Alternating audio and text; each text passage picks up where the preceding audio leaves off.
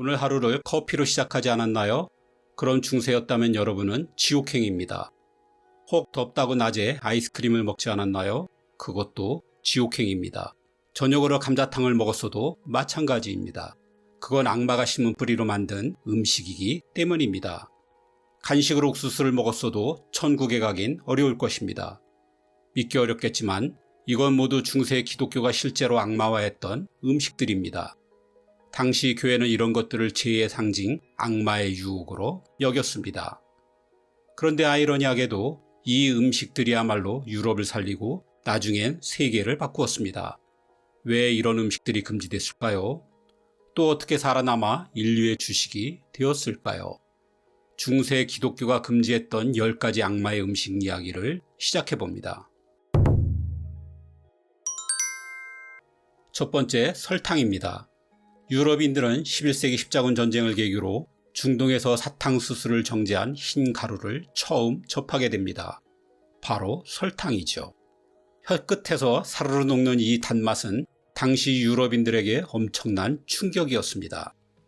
꿀 말고는 단맛이 없던 시절, 그것도 금보다 귀하던 이 가루는 말 그대로 하늘에서 떨어진 선물처럼 보였습니다.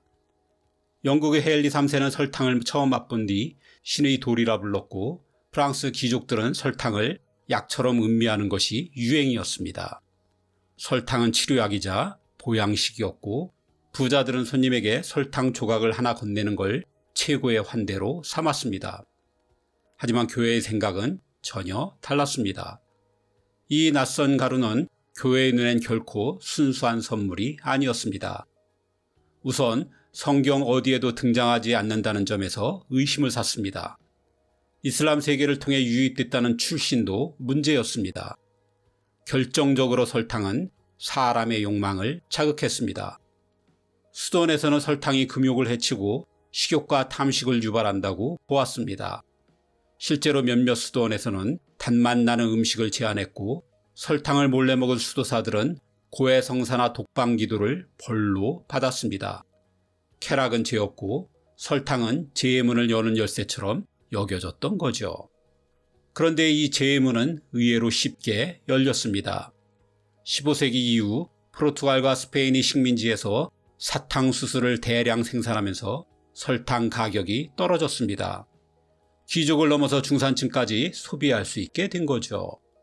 이후 커피, 차, 초콜릿과 결합하면서 설탕은 유럽인의 일상 속으로 파고들었습니다.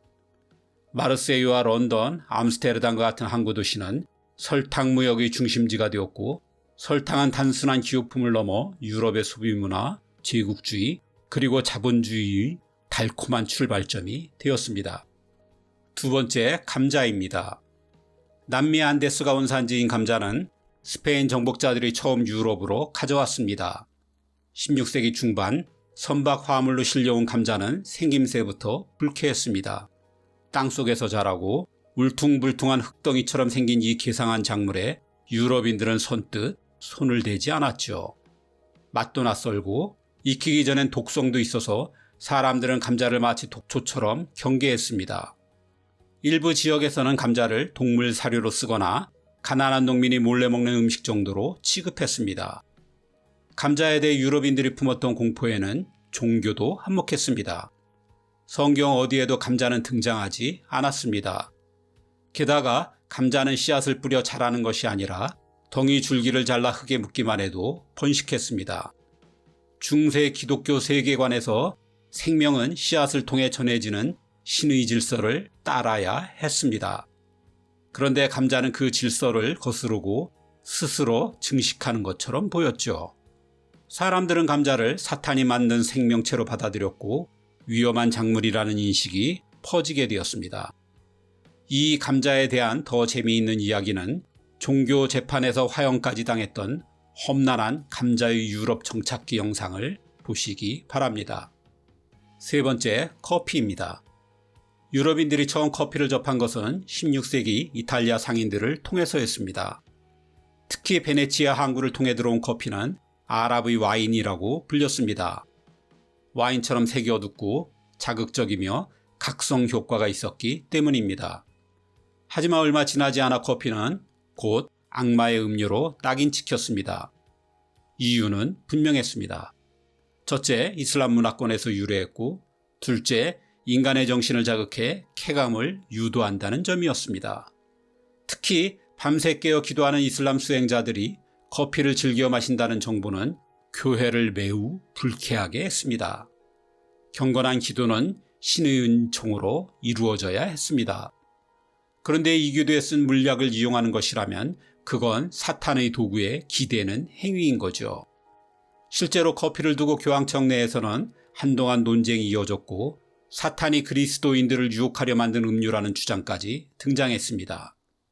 많은 신자들과 성직자들이 커피를 마셔도 되는지 혼란스러워하자 당시 교황이었던 클레멘스 8세가 직접 커피를 마셔보았습니다. 그리고 곧 그 마력에 빠져들었습니다. 이토록 맛있는 음료를 이교도들만 마시게 둘 수는 없다. 교황은 이렇게 선언하고 한 걸음 더 나아가 커피에 축복 기도까지 올리며 말했습니다. 우리가 세례를 내려 기독교의 음료로 만들어야 한다. 이 말 한마디로 커피를 둘러싼 종교적 논쟁은 사실상 막을 내렸습니다. 이후 커피는 오히려 성직자와 수도사들에게 실용적인 음료로 받아들여졌습니다. 밤새 기도하거나 설교를 준비할 때 도움이 된다는 이유에서였죠. 네 번째, 초콜릿입니다. 초콜릿은 아즈텍 제국을 정복한 코르테스가 16세기 초 유럽으로 가져왔습니다. 당시 아즈텍 사람들은 카카오를 신의 음료 혹은 전사의 피라 부르며 매우 신성하게 여겼습니다. 황제 몬테수마가 전쟁에 나갈 때마다 마시는 신비의 음료수이기도 했죠. 하지만 유럽인들이 처음 마신 초콜릿은 지금처럼 달콤하지 않았습니다. 설탕이 들어가지 않아 쓰고 걸쭉했으며 고추나 향신료가 섞인 경우도 많았습니다. 이 기묘한 맛과 마신 뒤 느껴지는 흥분 효과는 유럽인들에게 이방의 마법처럼 느껴졌습니다. 특히 수도사들 사이에서는 기도 중 졸음을 쫓거나 금식 중 배고픔을 견디기 위해 몰래 마셨다는 기록도 남아 있습니다. 문제는 초콜릿이 가진 이교도적 이미지였습니다. 성경 어디에도 등장하지 않고 아즈텍 제국의 종교의식에 쓰였다는 점, 그리고 마시면 심이 솟고 각성되는 기이한 성질이 교회의 경계심을 불러일으켰습니다. 초콜릿은 이방신을 위한 제물이라는 인식이 퍼졌고 일부 성직자들은 이를 이교도의 피 또는 마귀의 혼합물이라 불렀습니다. 금욕과 절제가 중심인 중세교회에서는 이런 자극적인 음료를 받아들이기 어려웠던 것입니다. 특히 금식기간 중 초콜릿을 마셔도 되느냐를 놓고 지방 주교마다 해석이 달랐습니다. 혼란은 점점 커졌고 급기야 교황이 나서 판단을 내려달라는 요구로까지 커지게 되었죠. 16세기 중후반 교황 피우 5세는 초콜릿을 직접 마셔본 뒤 이렇게 말했습니다. 이건 액체다. 금식 중에 마셔도 된다. 이 한마디로 논쟁은 정리됐습니다. 그리고 초콜릿은 유럽 사회에 빠르게 퍼져나갔습니다. 특히 설탕이 더해지면서 초콜릿의 스티슨 맛은 달콤하게 변했고 귀족 여성들 사이에선 고급스럽고 세련된 음료로 자리 잡게 되었습니다. 수도사들은 밤새 기도하거나 설교를 준비할 때 집중력이 높아진다고 했고 귀족들은 몸이 따뜻해지고 기분이 좋아진다며 초콜릿을 찬양했습니다. 유럽 사회는 어느새 이 이교도의 의식에 쓰이던 마법의 물약을 일상의 일부로 받아들이게 되었습니다. 다섯 번째, 토마토입니다. 멕시코와 페루 일대에서 자생하던 토마토는 16세기 초 스페인에 의해 유럽으로 옮겨졌습니다. 처음엔 음식 재료가 아니라 정원용 관상 식물이었습니다. 잎이 화려하고 열매색이 강렬해 정원에 심어두면 보기 좋았기 때문입니다. 하지만 유럽인들은 좀처럼 토마토를 먹으려고 하지 않았습니다. 먹기는커녕 토마토를 독사과로 오해했죠. 실제로 사망사고도 몇 건 있었습니다. 그 원인은 토마토가 아니라 그릇이었습니다. 당시 귀족이 쓰던 납성분의 접시에 산성인 토마토를 올려놓고 먹다가 납중독 증상이 나타나곤 했던 것입니다.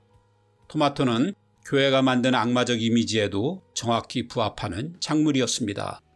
성경에도 없고 피처럼 붉은색이고 아즈텍이나 잉카 문명처럼 이교도의 문화를 연상시키고 게다가 불순물처럼 물컹하다는 느낌은 당시 유럽인에게 불결함과 부패를 떠올리게 했습니다. 그래서 토마토는 오랫동안 마귀가 만든 열매 취급을 받아왔습니다. 하지만 장기간의 전쟁과 기근을 겪으며 먹거리가 부족해지자 토마토도 식탁에 오르기 시작했습니다. 조리법의 진화로 토마토를 소스나 수프로 사용하기 시작한 18세기 후반이 되어선 이탈리아 요리의 중심으로 자리 잡았죠. 그리고 오늘날 토마토는 유럽 식문화에서 빠질 수 없는 주인공이 되었습니다. 6번째, 옥수수입니다. 옥수수는 수천 년 전부터 마야와 아즈텍의 주식이었습니다. 콜럼버스의 항해 이후 유럽으로 전해졌죠. 하지만 유럽인들은 옥수수를 쉽게 받아들이지 못했습니다. 옥수수는 밀이나 보리처럼 탈곡되지 않았고 껍질은 질겼고 성경 어디에도 나오지 않는 작물이었습니다. 특히 씨앗도 열매도 아닌 이 알갱이 많은 식물은 딱 봐도 너무 이질적이었습니다. 그래서 초기에는 주로 가축사료로 쓰였습니다. 게다가 잘못된 섭취 방식이 정신착란 증세를 불러와 기독교사에서 옥수수는 위험한 이교도 음식으로 각인되었습니다. 하지만 옥수수는 무엇보다 잘 자랐고 수확량이 많았으며 싸게 배를 채울 수 있는 작물이었습니다. 사람들은 종교보단 생존을 택했고 옥수수는 결국 17, 8세기 무렵부터 유럽의 일부가 되었습니다. 7번째, 마늘입니다. 마늘은 고대부터 인류가 먹어온 식물입니다. 이집트 피라미드 건설 노동자들도 먹었고 로마 병사들의 식단에도 들어있었습니다. 하지만 중세 기독교 사회에 들어서면서 마늘은 강한 향과 자극적인 맛으로 인해 도덕적으로 불순하다고 구박받기 시작했습니다. 실제로 9세기형 프랑스의 수도원 식단에는 마늘이 금지되었고 성직자들은 미사 전날 마늘을 먹지 말라는 경고를 받았습니다. 당시 사람들은 마늘 특유의 자극적인 냄새가 욕망을 불러일으키고 정신을 흐리게 한다고 믿었습니다. 그래서 성직자나 수도자처럼 절제와 집중이 중요한 사람들은 마늘을 피해야 한다고 여겼습니다. 마늘에 대한 경계는 사회적 편견도 깊었습니다. 상류층은 마늘을 하층민의 음식으로 여겼고 귀족들은 마늘 냄새가 나는 사람은 무례하며 천하다고 말하곤 했습니다. 일부에선 마늘을 먹은 하인에게 귀족의 방 출입을 금지하는 규칙도 있었습니다. 그럼에도 불구하고 마늘은 살아남았습니다. 그 이유는 단순했습니다. 병에 좋고 입맛을 돌게 하고 실제로 효과가 있었기 때문입니다. 18, 9세기 프랑스와 이탈리아 요리의 기본 양념으로 자리 잡으면서 마늘은 유럽 식문화의 중심이 되었습니다. 8번째, 고추입니다. 고추는 16세기 유럽에 막 소개되자마자 바로 사람들을 놀라게 했습니다. 처음에는 그 귀한 후추의 대체제로 주목받았습니다. 하지만 단 한 입만으로도 몸이 달아오르고 숨이 차며 심지어 어떤 사람은 눈물까지 흘렸습니다. 중세 교회가 위험하다고 여기는 모든 요소를 다 가졌던 거죠. 실제로 수도원 규율에는 고추를 삼가라는 조항이 포함되기 시작했고 감자가 악마의 뿌리였다면 고추는 악마의 열매로 여겨졌습니다. 하지만 아무리 종교라 해도 고추를 막을 수는 없었습니다. 불과 한 세기 만에 고추는 처음 들어온 스페인을 넘어 동유럽의 헝가리로 그리고 발칸 반도로까지 퍼져나갔습니다. 이유는 아이러니하게도 기독교가 막아온 자극 때문입니다. 그 어떤 식재료도 고추만한 강렬한 자극이 없었던 것입니다. 금욕주의가 지배하던 시대에 고추는 인간의 욕망을 노골적으로 건드리는 식재료였던 셈입니다. 9번째, 아보카도입니다. 16세기 아즈텍에서 아보카도를 처음 접한 유럽인들은 꽤 큰 충격을 받았습니다. 우선 과일 이름이 아즈텍어로 고안이라는 게 기괴했습니다. 모양이 비슷해서입니다. 더 큰 문제는 아보카도가 남미 원주민들에게 성과 풍요를 기원하는 제사나 축제에 자주 쓰이며 이교도의 신앙을 상징하는 열매로 여겨졌다는 점이었습니다. 기독교가 금지하는 요소를 두루 갖춘 것이죠. 그래서 스페인 선교사들은 이 과일이 단순한 음식이 아니라 성적 유혹과 쾌락의 상징이라며 바로 금기시했습니다. 그러나 아보카도의 확산을 막을 수는 없었습니다. 맛과 질감이 독특했던 데다 지방과 영양이 풍부해 쉽게 배가 불렀기 때문입니다. 현지인들에게는 귀한 에너지원이었고 결국 유럽 정복자들도 몰래 먹기 시작했습니다. 그리고 오늘날 아보카도는 슈퍼푸드로 불리며 전 세계적으로 사랑받는 과일이 되었습니다. 마지막으로 아이스크림입니다. 아이스크림이 유럽에 본격 소개된 건 13세기 마르코 폴로의 동방견문록을 통해서입니다. 당시엔 귀족과 왕족들만이 겨울철 저장한 얼음과 눈으로 차가운 디저트를 만들 수 있었고 이는 단순한 음식이 아닌 권력의 상징이었습니다.